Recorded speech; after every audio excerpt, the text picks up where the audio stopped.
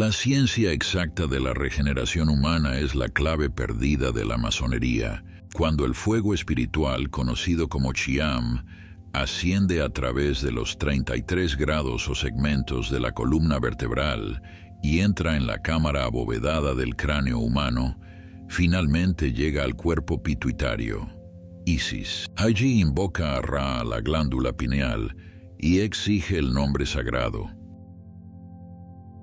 Cuando Salomón, el amado de Dios, constructor de la casa eterna y gran maestro de la logia de Jerusalén, ascendió al trono de su padre David, dedicó su vida a la construcción de un templo para Dios y un palacio para los reyes de Israel. Hiram, rey de Tiro y fiel amigo de David, al enterarse de que un hijo de David se sentaba en el trono de Israel, envió mensajes de felicitación y ofrecimientos de ayuda al nuevo gobernante. Josefo, en su Historia de los Judíos, menciona que se podían ver copias de las cartas intercambiadas entre los dos reyes, tanto en Jerusalén como en Tiro. A pesar de la insatisfacción de Hiram con las 20 ciudades de Galilea que Salomón le ofreció tras la finalización del templo, los dos monarcas siguieron siendo grandes amigos. Ambos eran conocidos por su ingenio y sabiduría, y cuando intercambiaban cartas, cada uno planteaba preguntas desconcertantes para probar la agudeza mental del otro. Salomón hizo un acuerdo con Hiram, rey de Tiro, prometiendo grandes cantidades de cebada, trigo, maíz, vino y aceite, como pago para los masones y carpinteros de Tiro, que ayudarían a los judíos en la construcción del templo. Hiram también suministró cedros y otros árboles finos, los cuales fueron convertidos en balsas y transportados por mar hasta Jope. Desde allí, los trabajadores de Salomón los llevaron tierra adentro hasta el sitio del templo. Por su gran afecto hacia Salomón, Hiram de Tiro también envió al gran maestro de los arquitectos, Hiram Abif, un hijo de viuda sin igual entre los artesanos de la tierra. Hiram, descrito como un tirio de nacimiento pero de descendencia israelita, era un segundo Bezalel, honrado por su rey con el título de padre. El compendio del francmasón, publicado en 1771, describe a Hiram como el artesano más astuto, hábil y curioso que jamás haya vivido. Sus habilidades no se limitaban solo a la construcción, sino que abarcaban todo tipo de trabajos en oro, plata, bronce, hierro, lino, tapicería y bordado. Como arquitecto, escultor, fundador o diseñador, Hiram sobresalía en todas estas áreas. Bajo su dirección, se iniciaron, llevaron a cabo y finalizaron todos los muebles ricos y espléndidos del templo y sus diversos accesorios. Salomón lo nombró gran maestro adjunto en su ausencia, y en su presencia gran guardián senior, maestro de obra y supervisor general de todos los artistas, tanto los que David había obtenido previamente de Tiro y Sidón, como los que Hiram debía enviar ahora. Es importante notar que los escritores masónicos modernos difieren en cuanto a la exactitud de algunos detalles. Aunque se realizó una enorme cantidad de trabajo en su construcción, el Templo de Salomón, en palabras de George Oliver, era solo un edificio pequeño y muy inferior en tamaño a algunas de nuestras iglesias actuales. Sin embargo, el número de edificios contiguos y el vasto tesoro de oro y piedras preciosas utilizados en su construcción concentraron una gran cantidad de riqueza dentro del área del templo. En el corazón del templo se encontraba el Santo de los Santos, también conocido como el Oráculo. Este espacio era un cubo perfecto de 20 codos por lado, reflejando la influencia del simbolismo egipcio. Según la tradición, los diversos edificios y patios del templo podían albergar al menos a 300,000 personas. Tanto el Sancta Sanctorum como el Santo de los Santos estaban completamente revestidos con placas de oro macizo, incrustadas con joyas. El rey Salomón comenzó la construcción del templo en el 4º año de su reinado, el 21 de abril según cálculos modernos. y lo terminó en el 11º año, el 23 de octubre. La construcción se inició 480 años después de que los hijos de Israel cruzaran el Mar Rojo. Parte del trabajo incluyó la creación de una base artificial en la cima del monte Moria. Las piedras para el templo se extraían de canteras directamente debajo del monte y se labraban antes de ser llevadas a la superficie. Los ornamentos de bronce y oro se fundían en moldes en el suelo de arcilla entre Sucot y Sareda, y todas las partes de madera se terminaban antes de llegar al sitio del templo. De esta manera el edificio se ensambló sin ruido, sin el martillo de la contienda, el hacha de la división o cualquier herramienta de maldad.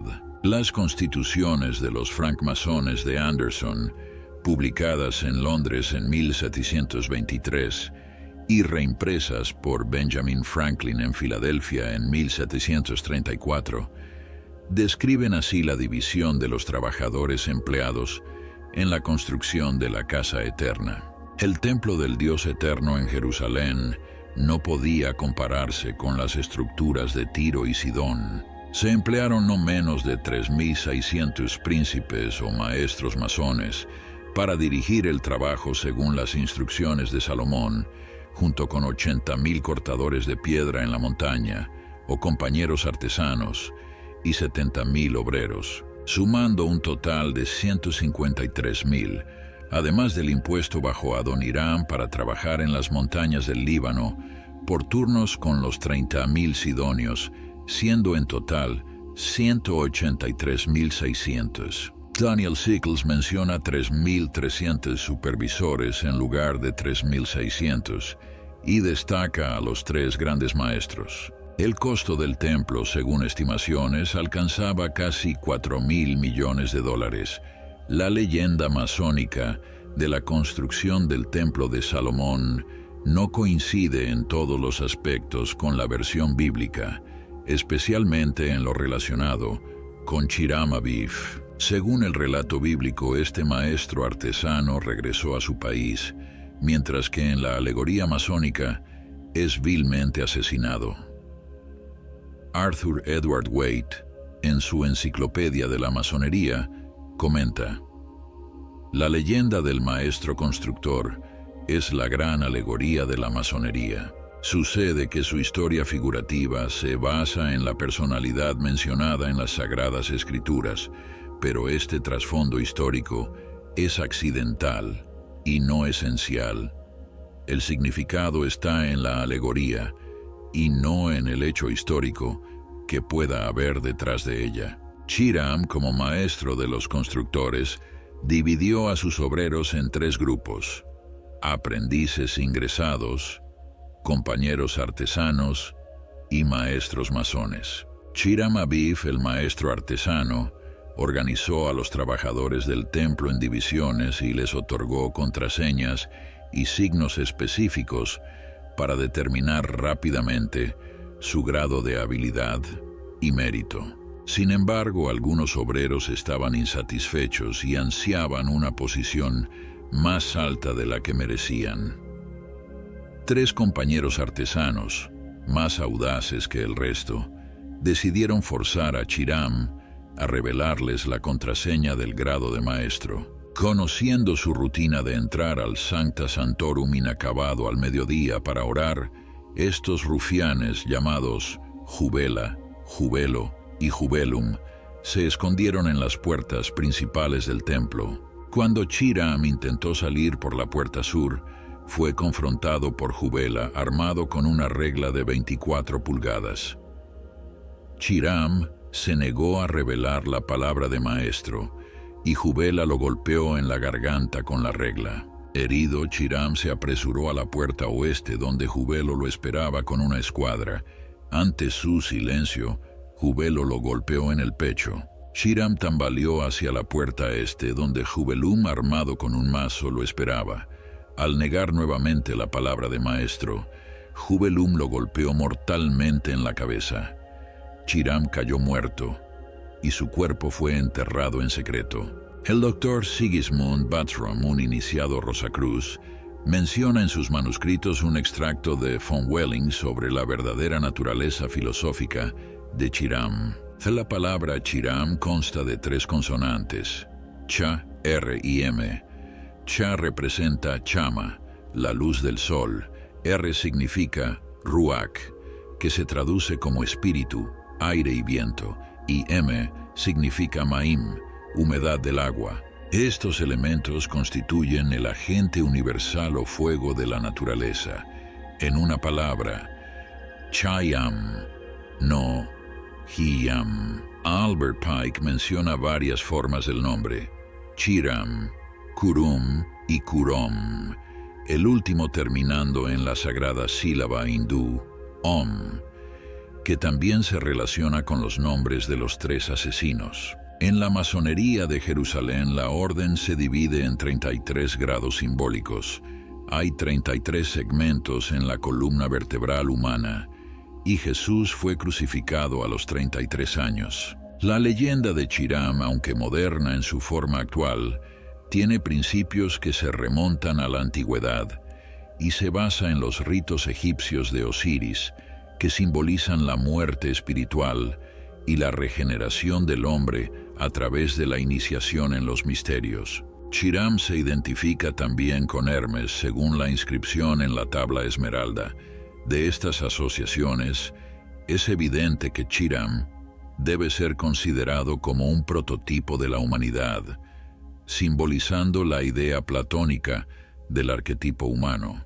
Mientras que Adán representa la degeneración humana tras la caída, Chiram, a través de su resurrección, simboliza la regeneración humana. El 19 de marzo de 1314, Jacques de Molay, el último gran maestro de los caballeros templarios, fue quemado en una pira en París. Según la tradición, Molay, antes de expirar, maldijo al Papa Clemente y al rey Felipe, prediciendo que ambos se presentarían ante el juez supremo en menos de un año, lo cual se cumplió. La estrecha relación entre la masonería y los caballeros templarios ha vinculado la historia de Chiram con el martirio de Jacques de Molay. En esta interpretación, los 3 rufianes que asesinaron a Chiram representan al Papa, al rey y a los verdugos.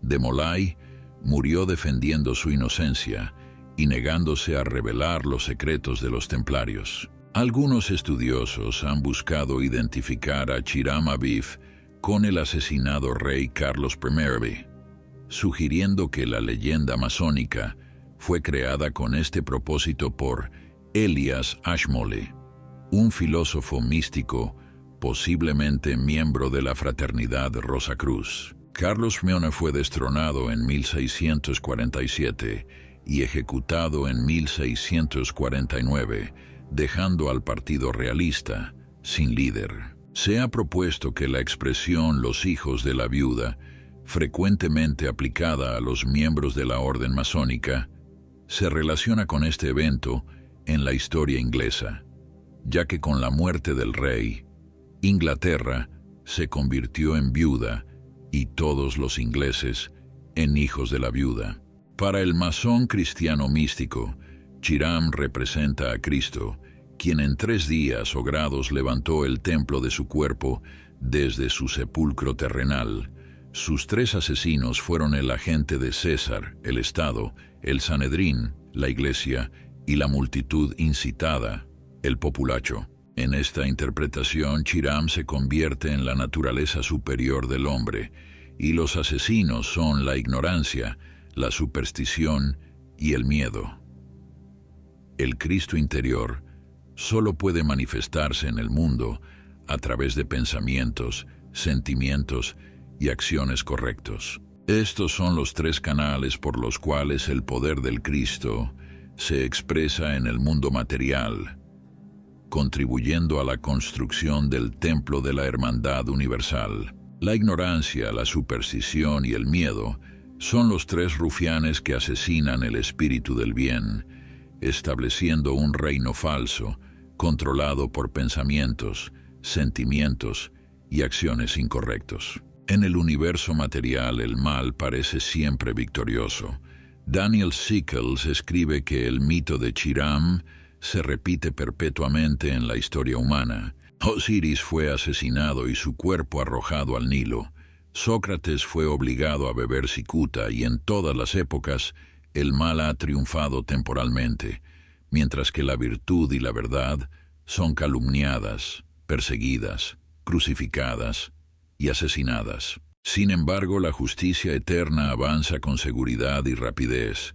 Los agentes del mal como Tifón y los conspiradores son barridos al olvido, mientras que la verdad y la virtud, aunque abatidas temporalmente, resurgen con majestad divina y gloria eterna. Es plausible que la moderna orden masónica haya sido profundamente influenciada por o incluso derivada de la sociedad secreta de Francis Bacon. Su simbolismo está impregnado con los dos grandes ideales de Bacon, la educación universal y la democracia universal. Los enemigos de la educación universal son la ignorancia, la superstición y el miedo, que mantienen el alma humana esclavizada a su propia constitución inferior. Los enemigos de la democracia universal siempre han sido la corona, la tiara y la antorcha. Así, Chiram simboliza un estado ideal de emancipación espiritual, intelectual y física, constantemente sacrificado en el altar del egoísmo humano. Chiram es el embellecedor de la casa eterna, aunque el utilitarismo moderno sacrifica lo bello por lo práctico, perpetuando la falacia de que el egoísmo, el odio y la discordia son prácticas. El Dr. Oral Ward Owen descubrió que los primeros 32 grados del ritualismo masónico estaban ocultos en el texto del primer folio de Shakespeare. También se pueden observar emblemas masónicos en las portadas de casi todos los libros publicados por Bacon. Sir Francis Bacon se consideraba un sacrificio viviente en el altar de la necesidad humana, abatido en medio de sus labores. Su Nueva Atlántida contiene simbolismo masónico, y el templo de Salomón descrito en su obra no es una casa, sino un estado ideal. Aunque los principios de la leyenda de Chiram Aviv son antiguos, su forma actual podría basarse en incidentes de la vida de Lord Bacon, quien experimentó una muerte filosófica y fue resucitado en Alemania. Un antiguo manuscrito sugiere que la orden masónica fue formada por alquimistas y filósofos herméticos que se unieron para proteger sus secretos de aquellos que buscaban apropiarse de la fabricación del oro por medios infames. El hecho de que la leyenda de Chiram Aviv contenga una fórmula alquímica da credibilidad a la historia.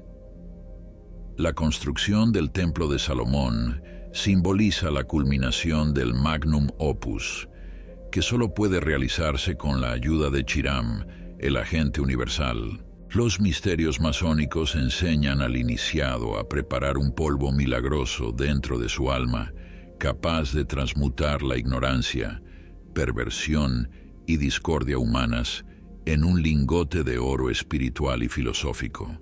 Existe una notable similitud entre Chiram y el Kundalini del misticismo hindú, sugiriendo que Chiram podría simbolizar el fuego espiritual que asciende por el sexto ventrículo de la columna vertebral. La ciencia de la regeneración humana es la llave perdida de la masonería, pues cuando el fuego espiritual se eleva a través de los 33 segmentos de la columna vertebral y llega a la cámara abovedada del cráneo, activa la glándula pituitaria, Isis, y la glándula pineal, Drera, revelando el nombre sagrado.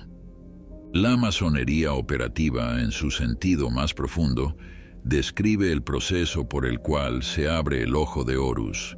E. A. Wallace Budge notó que en algunos papiros egipcios que ilustran la entrada de las almas en la sala del juicio de Osiris, el fallecido lleva un cono de pino en la coronilla de su cabeza. Los místicos griegos también utilizaban un bastón simbólico con un cono de pino en su extremo superior, llamado el Tirsus de Baco.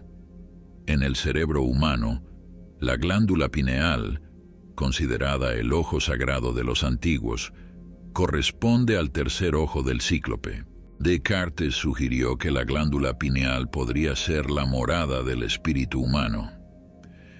Como su nombre indica, la glándula pineal es el sagrado cono de pino en el hombre, el ojo único, que solo puede abrirse cuando el fuego espiritual, Chiram, asciende a través de los sellos sagrados, conocidos como las 7 iglesias en Asia. Una pintura oriental muestra 3 ráfagas de sol, cada una simbolizando distintos centros energéticos del cuerpo humano. La primera ráfaga, que cubre la cabeza, presenta a Brahma con 4 cabezas. La segunda ráfaga, que cubre el corazón y el plexo solar, muestra a Vishnu en una flor de loto. La tercera ráfaga, sobre el sistema generativo, presenta a Shiva con el río Ganges fluyendo desde su coronilla. Esta obra, creada por un místico hindú, oculta grandes principios filosóficos. En la masonería, estas 3 ráfagas de sol representan las puertas del templo donde Chiram fue golpeado. No hay puerta en el norte porque el sol nunca brilla desde ese ángulo, simbolizando el cuerpo físico que refleja la luz divina pero no la genera. Chiram es el fuego espiritual que debe ascender a través de los 3 grandes centros y las 7 plexos cercanos a la columna vertebral. Los 9 segmentos del sacro y el coxis, perforados por 10 forámenes, permiten el paso de las raíces del árbol de la vida. El número 9, sagrado para el hombre, y la simbología del sacro y el coxis encierran un gran misterio. Los cabalistas antiguos llamaban a la parte del cuerpo desde los riñones hacia abajo la tierra de Egipto. Moisés, símbolo de la mente iluminada, condujo a las tribus de Israel, las 12 facultades, fuera de Egipto, elevando la serpiente de bronce en el desierto sobre la cruz Tau. Chiram y los hombres dios de los misterios paganos personifican el fuego espiritual en la médula espinal humana. La tragedia de Chiram se representa anualmente en el recorrido del sol a través de los signos del zodiaco. Albert Pike escribe en Morals and Dogma que de la jornada del sol surgen la iglesia y el pueblo.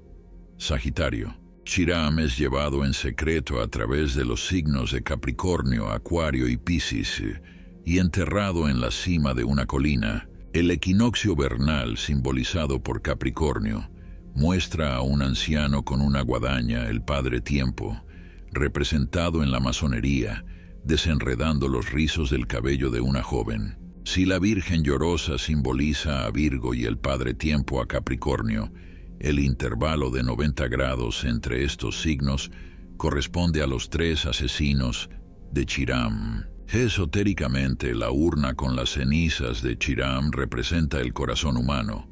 Saturno, el anciano del Polo Norte que trae una ramita de hoja perenne, es conocido como Santa Claus, quien cada invierno trae el regalo de un nuevo año. El mártir Chiram es descubierto por Aries, un compañero artesano, y en el equinoccio vernal comienza su resurrección, lograda por el león de Judá, quien en tiempos antiguos ocupaba la posición de la piedra angular del arco real del cielo. La precesión de los equinoccios permite que varios signos actúen como los asesinos del sol en diferentes eras, pero el principio permanece inalterado. Esta es la historia cósmica de Chiram, el benefactor universal, el arquitecto de la casa divina, quien lleva a la tumba la palabra perdida, que, cuando se pronuncia, eleva toda la vida al poder y la gloria. Según el misticismo cristiano, la palabra perdida se encuentra en un establo rodeado de bestias y marcada por una estrella, como se menciona en Stellar Theology and Masonic Astronomy. Robert Hewitt Brown escribe que después de que el sol deja a Leo, los días comienzan a acortarse, mientras el sol declina hacia el equinoccio otoñal, para ser nuevamente asesinado por los 3 meses otoñales, yacer muerto durante los 3 meses de invierno y resucitar en los 3 meses de primavera. Cada año se repite esta tragedia y resurrección gloriosa. Chiram se considera muerto porque en el individuo promedio, las fuerzas creativas cósmicas están limitadas a una expresión puramente física y materialista. Obsesionado con la existencia física, el hombre no relaciona el universo material con la pared norte vacía del templo, así como la luz solar simbólicamente muere al acercarse al solsticio de invierno. El mundo físico puede considerarse el solsticio de invierno del espíritu. Al alcanzar el solsticio de invierno, el sol aparentemente se detiene por 3 días y luego, removiendo la piedra del invierno, comienza su marcha hacia el norte, hacia el solsticio de verano. La ignorancia se compara con el solsticio de invierno de la filosofía y la comprensión espiritual con el solsticio de verano. Desde esta perspectiva, la iniciación en los misterios es el equinoccio vernal del espíritu, donde el Kyam, en el hombre, cruza del reino de la mortalidad al de la vida eterna. El equinoccio otoñal es análogo a la caída mitológica del hombre, cuando el espíritu humano descendió a los reinos de Hades, al sumergirse en la ilusión de la existencia terrenal. Plotino, en un ensayo sobre la belleza, describe el efecto refinador de la belleza sobre la conciencia del hombre. Cham-Aviv, encargado de decorar la casa eterna, es la encarnación del principio embellecedor. La belleza es esencial para el desarrollo del alma humana. Los misterios enseñan que el hombre es producto de su entorno, y es imperativo que esté rodeado de objetos que evoquen sentimientos elevados y nobles. Demostraron que era posible producir belleza en la vida, rodeando la vida de belleza. Descubrieron que los cuerpos simétricos eran construidos por almas en presencia de cuerpos simétricos y que los pensamientos nobles eran producidos por mentes rodeadas de ejemplos de nobleza mental. Por el contrario, contemplar una estructura innoble o asimétrica despertaba en el hombre un sentido de innobleza. Un edificio mal proporcionado en una ciudad resultaría en niños mal proporcionados y vidas inarmoniosas. Los antiguos filósofos comprendían que los grandes pensadores eran productos de los ideales estéticos de la época. La sustitución de la discordia por la armonía de lo bello es una tragedia de toda civilización. Los dioses salvadores del mundo antiguo eran hermosos y buscaban la regeneración del hombre, despertando en él el amor por la belleza. El renacimiento de la Edad de Oro solo es posible elevando la belleza a su dignidad legítima en todos los aspectos de la vida. Los arquitectos consagrados elevaban la belleza cósmica desde la ignorancia material y el egoísmo, erigiendo edificios perfectos en simetría y majestad, fórmulas mágicas que evocaban el espíritu del embellecedor mártir enterrado en un mundo materialista. En los misterios masónicos, el espíritu triuno del hombre, el altar de luz, está simbolizado por los 3 grandes maestros de la logia de Jerusalén. Así como Dios impregna 3 mundos, el espíritu del hombre habita en 3 planos de existencia. Las esferas suprema, superior e inferior de los pitagóricos.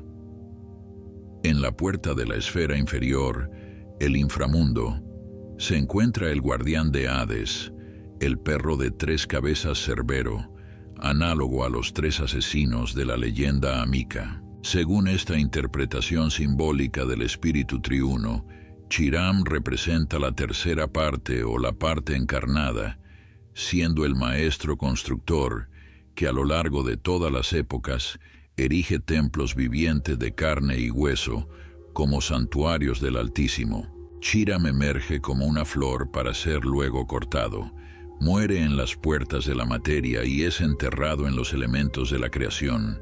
No obstante, al igual que Thor, maneja su poderoso martillo en los campos del espacio, moviendo los átomos primordiales y estableciendo el orden desde el caos. Encarna la potencialidad del poder cósmico dentro de cada alma humana, esperando que a través del elaborado ritualismo de la vida, el hombre transmute esa potencialidad en potencia divina. A medida que las percepciones sensoriales del individuo se agudizan, el hombre gana mayor control sobre sus diversas partes, y el espíritu de vida, dentro de él, gradualmente alcanza la libertad. Los tres asesinos representan las leyes del mundo inferior: nacimiento, crecimiento y decadencia, que frustran el plan del constructor. Para el individuo promedio, el nacimiento físico significa la muerte de Chiram y la muerte física, su resurrección.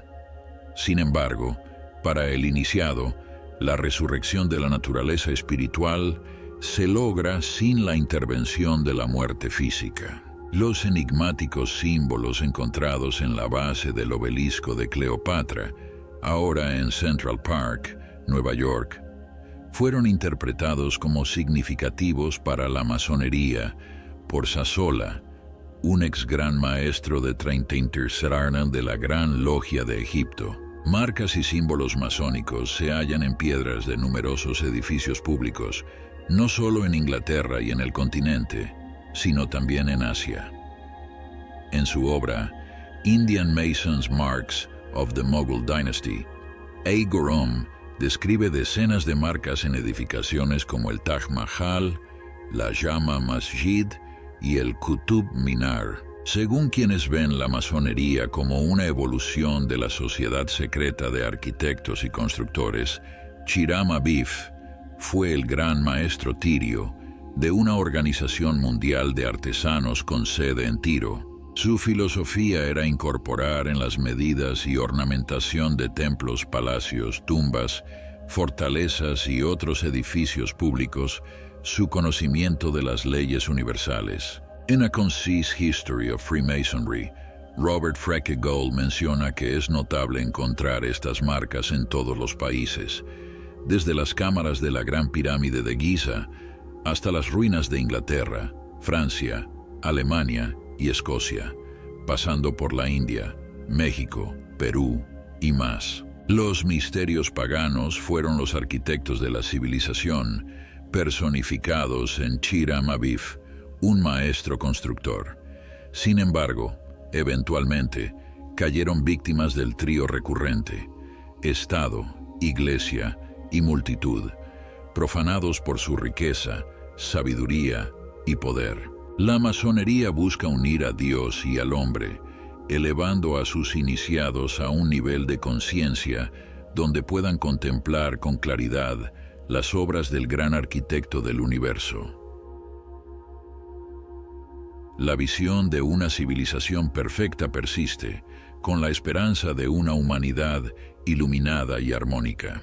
Como Chiram, que es levantado de su tumba y susurra la palabra del maestro masón, el restablecimiento o resurrección de los antiguos misterios conllevará al redescubrimiento de esa enseñanza secreta esencial para la estabilidad espiritual de la civilización. Cuando la multitud es gobernada, el hombre cae en la ignorancia. Cuando la Iglesia gobierna, cae en la superstición. Y cuando el Estado gobierna, cae en el miedo. Antes de que la humanidad pueda coexistir en armonía y comprensión, la ignorancia debe ser transformada en sabiduría, la superstición en una fe iluminada y el miedo en amor. A pesar de las afirmaciones contrarias, la masonería busca unir a Dios y al hombre, elevando a sus iniciados a un nivel de conciencia donde puedan discernir claramente las obras del gran arquitecto del universo. De era en era, la visión de una civilización perfecta persiste como un ideal para la humanidad. En el corazón de esta civilización ideal se erigirá una poderosa universidad donde las ciencias sagradas y seculares sobre los misterios de la vida serán enseñadas libremente a todos los que abracen la vida filosófica. Aquí, el credo y el dogma no tendrán cabida. Lo superficial será descartado, preservando solo lo esencial. Las mentes más iluminadas gobernarán el mundo, y cada individuo ocupará la posición para la que esté más admirablemente capacitado. Esta gran universidad estará dividida en grados, cuyo ingreso será exclusivamente a través de pruebas seminarias o iniciaciones. Aquí la humanidad será instruida en los misterios más sagrados, secretos y perdurables de todos. En este sagrado lugar el iniciado aprenderá que cada objeto visible, cada pensamiento abstracto y cada reacción emocional no son más que símbolos de un principio eterno. Se revelará que Chiram, o la verdad, reside enterrada en cada átomo del cosmos y que cada forma es un símbolo, cada símbolo, la tumba de una verdad eterna. A través de la educación espiritual, mental, moral y física, el hombre aprenderá a liberar las verdades vivas de sus envolturas sin vida. La leyenda masónica de Chiram Aviv invita a contemplar la eterna danza de la luz y la sombra, donde la muerte y resurrección alegórica de Chiram sirven como faro que guía al aspirante hacia el Sancta Sanctorum de la sabiduría y la iluminación. La narrativa trasciende el mero relato histórico, encapsulando los principios universales de nacimiento, muerte y renacimiento. En este viaje sagrado se nos recuerda que a través de los fuegos alquímicos de la transformación podemos elevarnos como el fénix de las cenizas de nuestros yo inferiores, renaciendo en la luminiscencia de nuestra verdadera naturaleza. La leyenda masónica es un testimonio perpetuo del espíritu indomable de la búsqueda de la humanidad por la luz en medio de las sombras de la existencia. Si deseas profundizar en el mundo de la sabiduría antigua y el esoterismo, asegúrate de darle me gusta, compartir y suscribirte al canal para más videos esclarecedores. Y si deseas apoyar mi misión de desenterrar y descifrar las enseñanzas olvidadas de los misterios antiguos y el conocimiento encriptado del esoterismo occidental, considera convertirte en un seguidor de nuestro canal. Hasta la próxima vez, continúa buscando la luz.